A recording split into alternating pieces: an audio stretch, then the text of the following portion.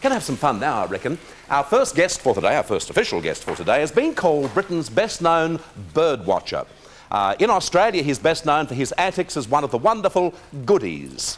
Please welcome, ladies and gentlemen, Bill Oddie.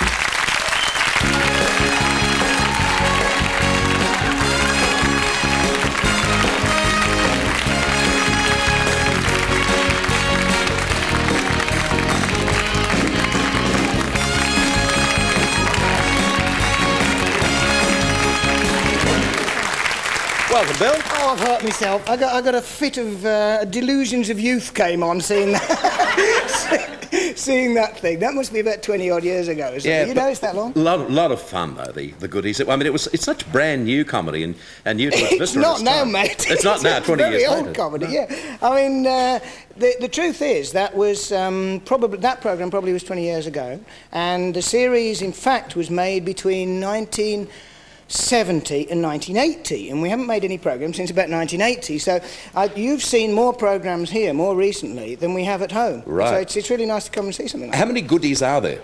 What, you mean how many people? You can count, there's 3 of them. Yeah. No, but I mean, in the show, how many episodes did you make? How many programmes? Yeah. Oh, I see, I'm sorry. It must have been about 70, something like that, 70 or 80. I really don't know. Do you get residuals? Because as you say... No. I mean, no, this is rather a sore point, actually. No, we get all these programmes get shown all the way around the world, and we're obviously sold up the river by the BBC completely. No doubt they're making a lot of money, but we get something. But you get a cheque for like sort of 50 quid, and this will be for a whole series. You know, it'll say 25 programmes sold to Australia. Here's threepence. Yeah. You know, right. Well, as you say, I mean, over here in Australia, they're never off the air. You'd make a fortune if there was a residual Wouldn't I, situation. Jesse? I'd rather you didn't talk about this. Actually. Well, I won't. It's rather hurtful. You don't need to talk about the goodies because you're very much so, into bird watching. Tell us about bird watching. It's a hobby which I've had ever since I was a young lad, literally. And I gather it's not taken terribly seriously out here. I was rather upset the other day. I did a local TV thing. And at the end of it, where I was telling them about this event, which I'll tell you about in a minute, yes? Thank you, yes, certainly. And the lady said, do you think at the end of this that bird watchers will be less ridiculed than they are normally? And I simply did. I was totally thrown. I said, what do you mean ridiculed? You know, but apparently in Australia it's regarded as you regard as a bit of a freak or a weirdo if you're a bird watcher. I think the reason is here in Australia, more so than in England, I would imagine, that you know, the connotation of a bird watcher is completely different to a legitimate bird watcher.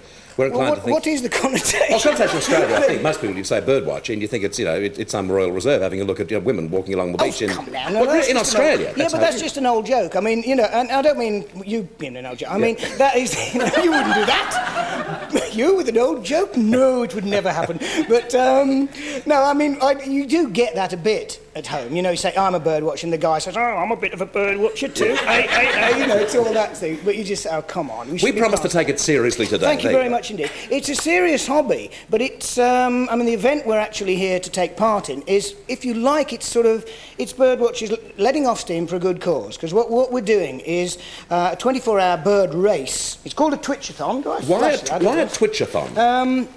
Right, a twitcher is a type of bird watcher that is obsessed with seeing rare birds and likes to see as many as possible. And literally in Britain, I mean, people will travel, well, they do here actually, the serious ones will travel thousands of miles. You know, if they heard of something they'd never seen before up in Darwin or somewhere, they'd be on the plane, if there were any planes, they'd be on the plane to go and see it. And the theory is that they get so excited that they might see the bird, or so worried that they won't see the bird, that they twitch or palpitate with the excitement. Yeah. And they become called twitchers, and a Twitchathon is how many species can you see in 24 hours? Are you a twitcher? Not really. To be absolutely honest, no. The great satisfaction I get is of finding rare birds myself, and I don't fancy the travelling, because in Britain there are so many people who do that sort of thing. If you go to the site of a rarity, you can have 2,000 people, literally, watching one bird. And part of the attraction to me is being a little bit solitary. So 2,000 people, I'm too small anyway, I stand at the back, I can't see a thing. You know? Do you realise, you might not be a twitcher, but you're an avowed bird watcher, but you'll never be a twitcher, you'll never see a rare bird, because you have passed one without even realising it, coming out to see me on this set today. This isn't a bird joke, too, is it? No, it's not a bird joke. There is a bird which is regularly here on the show. Yes. Has been here on every show that we have done in this series. And you haven't seen this, and actually you passed this bird. Where? There it is, there. That's Darren, our bird. Yes. No, I haven't seen that before. No, Just right over there. See, he's right near the entrance. Oh, there, you're right. Yeah. Oh, I jumped over it and nearly squashed it, didn't I? Would you like him? Because we were trying to get him. Take him. I'm not taking that out. No. What do you do with birds when you find them? When you find them. In this particular instance, we simply tick them off, as it were, because the whole event is sponsored, as you can see from my T-shirt. Am I allowed to mention these things? You certainly. Right, we've got Trill Budgie Food, we've got Dove, and we've got Oxford University Press, somewhere down here, who've already sponsored us to see as many birds as we possibly can. And I just happen to have some sponsorship forms here, and Bert, I got good news for you. It's not too late to contribute this week's salary to the... To the 1989 Victorian Twitchathon, the great bird chase. We might give some out among the audience. Yeah, I was going to say, why the audience are looking so smug about that? We've got a lot for you lot as well. So, yeah. John will take those over for you, actually, Bill. Yes. Hand them out. Here we are. Doesn't matter how much, how big or how small. No, but what does it actually go to? Right. What it goes to in this particular instance, I mean, every Twitchathon, they're called birdathons in America, bird races in Britain, Twitchathons here. The money always goes to some conservation project, and we usually try and find something which is of local interest. Now, in this case, it's the Mallee, the area in Victoria, crosses over to South Australia, doesn't it? The Mallee area, which is under threat to a certain extent, a unique area, and so the money is going to go into conservation projects to preserve the Mallee and to make sure that that area is preserved. Look, I might forget to fill this in afterwards. No, so you won't. I'll do it now. Now, I just put my name down there as the sponsor. Who's that man? A man came up there. The BN Show. He's our favourite bird, the great Bert. Right. And this is the Seven Network. And yes, anywhere I know that. in Australia. We'll get to the key moment in a minute, which says how much. Receipt required. Now, I need to sign this on behalf of an executive. It's probably tax allowable. Show, yeah. Don't worry about that. Is it okay if I signed on behalf of the executive producer of the show? If he's got enough money. How long have you been here in Australia? You're wriggling out of this, aren't you? How long have you been here in Australia? I've been here about a week, I think. Right, I'll sign this on behalf of the executive producer. Yes. Ray Martin.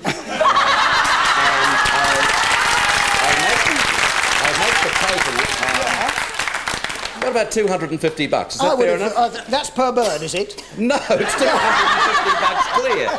$250. All right. And in actual fact, the real executive producer of our show is a man called Jim McKay, who's overseas at the moment, having more treatment. So he won't know how much this is. No, I'll make it $500 seeing he's away overseas. Good lad. 250 from Jim and 250 from his executive producer, Got this on film, haven't you? Christopher Skase. Yeah. I know Pixie would want to give something too. We'll make it a couple of bucks from Pixie. There's one serious name missing here, and that's your own. Yes, I'll sign that too. Let's have that one down. Okay. There you go. My real name is Pat Newton, Patty Newton. Just signed as such. There you go, and you've got $250 with our compliments. Bill, okay? Thank you very much. Good on you. You must be some sort of salesman. Well, you have to be with this. It is one of the... I mean, on a serious point, you say you have to be some sort of salesman. To be honest, yes, raising money for conservation is a serious sales business because the money is not usually forthcoming from the sources it should be, which are government sources and official sources. And, you know, you're nearly always competing with big money. You know, if there's an area that's threatened, it doesn't matter where you are in the world, if there's an area that's threatened, then you've got developers or the government backing those developers with huge money. And the conservationists are voluntary organisations. It seems to me crazy because conservation and ecology is one of the most important, it is the most important thing in the world at the moment. Serious bit this. It is the most important thing in the world and it shouldn't be a charity. You don't have a whip round for weapons or something like that, you know. That isn't a charity. Government money is given to defence, especially in the Northern Hemisphere. You know, enormous budgets are given to destroying the earth and very small budgets are given to preserve it. And it's like saying to the people, well, if you want to preserve it, you've got to dig in your own pockets. And that's what we have to do. So it is, you've got to be a salesman. You've got to try and get money. Another $250 with the compliments of Bob Hall. Yeah, no worries. Thank Bill, will you, ladies and gentlemen. Bill Oddie, he's staying with us through the show. We'll take a break. Great seeing you, Bill.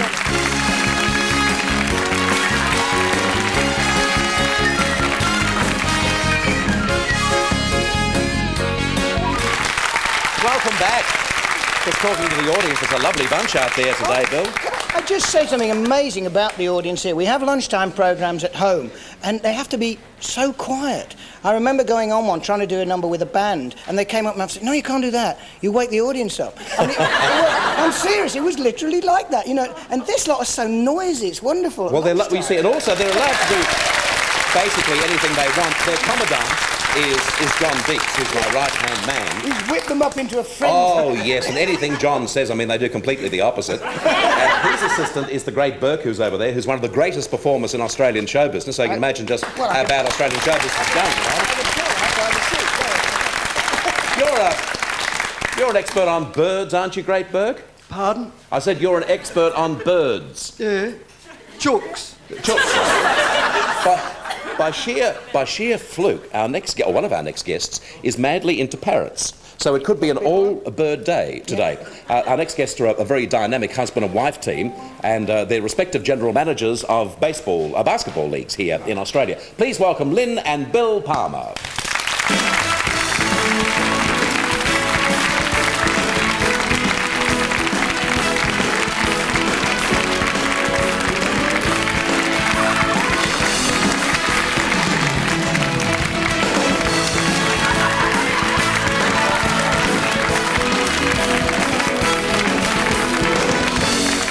Almost had you in the wrong sport then. Basketball. Trying to make you feel small, aren't you? What height are you, Bill? I'm 6'8", and he's about half that. And what height are you, Lynn? 6'2". 6'2". Actually, Lynn, could you stand up too, just for a moment? And Bill, just come around. No, I'm not going to. Sit up for embarrassing. Humiliating. There you go. There you are. Mind you, this was because I'm at a dangerous height here.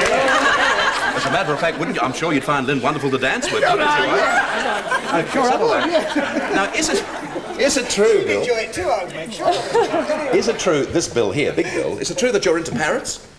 Yeah, you've got a good spy system. I've had parrots, kept them for about 10 years. I've got all sorts of the endangered parrots that you're talking about, some of them from the Mallee. So it's been when I came over from America, I was absolutely amazed to see like simple birds like galah that, you know, in America you'd think, geez, I can't believe these parrots are just running around, and I became very fascinated. Isn't it nice to actually see them in the wild? In that sense? Yeah, because I mean, there is, as I'm sure you know, a very bad trade in parrots around the world. You know, there are many species which have been taken from the wild. A lot from Australia, Bill. A lot from Australia, and South America in particular, and they're smuggled under the most appalling conditions. When you see that, when they stick them in cigar tins and things like that, it gives you just a sick And the fatality feeling. rate is the sad thing, because they don't care. No. They get one through, and it's worth a couple $1,000s, and that's it. They get the rest. There's a wonderful documentary on just recently, and I think it's of every 100 birds that are smuggled out of Australia, only something like about 20 managed to get through, which is very, very sad. The pictures are horrific. I think if anybody saw them, as Bill said, I mean,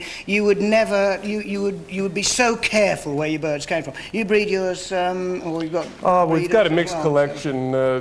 It's pretty hard to breed them in a mixed collection, but I've got a big, huge aviary. But occasionally they fall out, but I like them just because they're very pleasant to have in the backyard. Wonderful birds, Lynn, what about you and I having a cup of tea, perhaps? Yes, okay, fine.